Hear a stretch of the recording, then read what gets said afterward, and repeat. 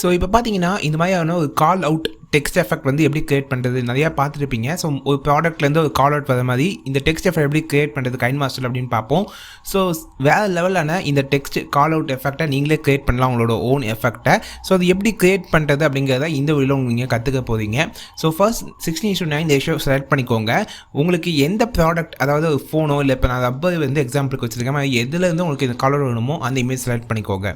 So select பண்ண முன்னாடி நீங்கள் க்ரீன் ஸ்க்ரீனில் கூட செலக்ட் பண்ணி அதை எல்லாத்துக்குமே இந்த கால் அவுட் யூஸ் பண்ணலாம். அதாவது பின்னாடி வந்து க்ரீன் ஸ்க்ரீன் மாதிரி ப்ளேஸ் பண்ணிட்டா அந்த க்ரீனஸ் ரிமூவ் பண்ணி நீங்கள் யூஸ் பண்ணிக்கலாம். ஸோ இப்போதைக்கு நான் ஒரு இமேஜ்லேருந்தே உங்களுக்கு பண்ணி வைக்கிறேன். வீடியோலையும் நீங்கள் பண்ணலாம். ஜஸ்ட் நான் இமேஜில் பண்ணியிருக்கேன். ஃபர்ஸ்ட் ஒரு ஒயிட் இமேஜ் வந்து எடுத்துக்கோங்க. ஸோ நான் கிளிக் பண்ண மாதிரியே ஒயிட் இமேஜ் எடுத்துகிட்டு அதை வந்து கிராப் பண்ணிக்கோங்க. ஸோ உங்களுக்கு டவுட்டாக இருந்துச்சுன்னா கொஞ்சம் வீடியோவை பேக்கில் ஓட்டி பாருங்க எப்படி இந்த இமேஜ் எடுத்தேன்னு. ஸோ செகண்ட் இமேஜை நம்ம எடுக்கணும் செகண்ட் லேயருக்கு. ஸோ இந்த ஃபெதர் வந்து யூஸ் பண்ணிக்கோங்க. ஸோ இப்போ இது பாக்ஸ் மாதிரி க்ரியேட் பண்ணிட்டேன். ஸோ அடுத்தது இதோட இன் animation and out animation select பண்ணணும். ஸோ அதுக்கு முன்னாடி ஃபஸ்ட் எல்லா லேயர் செலக்ட் பண்ணிக்கலாம். டெக்ஸ்ட்டு.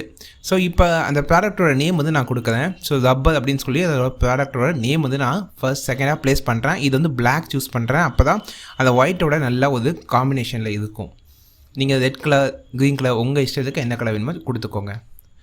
ஸோ மொத்தமாக அது 2 லேயர் செட் பண்ணிட்டோம். மூணாவதாக வந்து அந்த லைன் வேணும். ஸோ அதுக்கு ட்ரா டூல் போய் இந்த டூல்ஸில் அந்த மேலே ஃபர்ஸ்ட் ஆப்ஷன் கிளிக் பண்ணி இந்த டூல் எடுத்துக்கோங்க. ஆவமாக்கு எடுக்காதீங்க. ஸோ இதான் அது லைன் மாதிரி வரும். ஸோ இப்போ ரப்பர்கிட்ட ஸ்டார்ட் பண்ணி அதை நீங்கள் இப்படி இழுத்தீங்கன்னா உங்களுக்கு லைன் மாதிரி அதுக்கு ஆட்டோமேட்டிக்காக நீங்கள் எவ்வளோ தூரம் அந்த லைன் பெருசாக்குவீங்களோ அந்த அவ்வளோ தூரம் வரும். ஸோ இப்போ ரப்பர்லேருந்து ஒரு சின்ன கோடு மாதிரி நான் போடுறேன். ஸோ அதை வந்து நீங்கள் எவ்வளோ தூரம் வேணால் அந்த கோடை இழுக்கலாம்.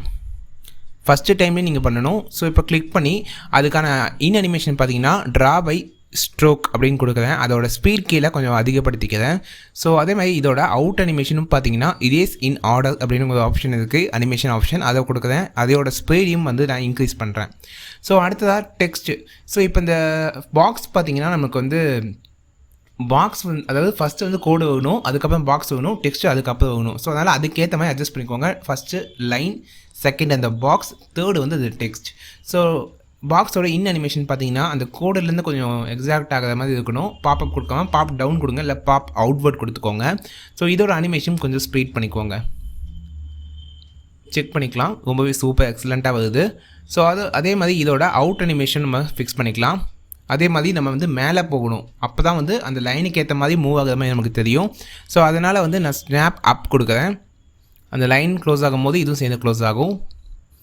ஸோ பின்னாடி வந்து அந்த பாக்ஸ் பெருசாக இருக்கும். டெக்ஸ்ட்டு வந்து இந்த பின்னாடி வந்து ஃபஸ்ட்டு டெக்ஸ்ட்டு முடிஞ்சிடும், அதுக்கப்புறம் பாக்ஸ் முடியும், அதுக்கப்புறம் வந்து அந்த லைன் முடியும். ஸோ இன் அனிமேஷன் டெக்ஸ்ட்டுக்கு வந்து பாப் ஓப்பன் கொடுக்குறேன். ஸோ இன் அனிமேஷன் நீங்கள் வந்து டெக்ஸ்ட்டுக்கு என்ன வேணால் கொடுங்க, பட் வந்து ஃப்ளை ஆகிற மாதிரி கொடுத்துடாதீங்க.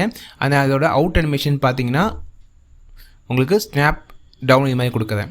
ஸோ இது வந்து ஒரு எக்ஸாம்பிள் தான் உங்களுக்கு. நீங்கள் இது மாதிரி நிறைய டிஃப்ரெண்ட் டெக்ஸ்ட் எஃபெக்ட் இதை யூஸ் பண்ணி உங்களோட ஓன் க்ரியேட்டிவிட்டியில் நீங்கள் க்ரியேட் பண்ணலாம்.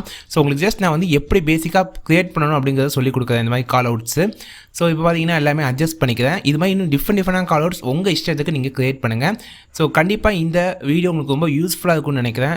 ஸோ ஆஃப்டர் எஃபெக்ட் இது மாதிரி கம்ப்யூட்டர் சாஃப்ட்வேரில் பண்ணுற மாதிரி நீங்கள் கைன்மாஸ்டரில் உங்களுக்கு ஓன் எஃபெக்ட் நீங்கள் க்ரியேட் பண்ணலாம். ஸோ இதுலேருந்து கண்டிப்பாக ஒரு ஐடியா கிடச்சிருக்குன்னு நினைக்கிறேன். இந்த வீடியோ பிடிச்சிருந்தா மறக்காமல் லைக் பண்ணுங்கள். இந்த வீடியோ உங்கள் ஃப்ரெண்ட்ஸோட ஷேர் பண்ணுங்கள். அவங்களுக்கும் இது ரொம்ப இன்ட்ரெஸ்டிங்காக இருக்கலாம், யூஸ்ஃபுல்லாக இருக்கலாம். ஸோ மறக்காமல் இந்த டெக் வித் திலக் அப்படிங்கிற சேனலை சப்ஸ்கிரைப் பண்ணிக்கோங்க. ஸோ நெக்ஸ்ட் வீடியோவில் பார்ப்போம்.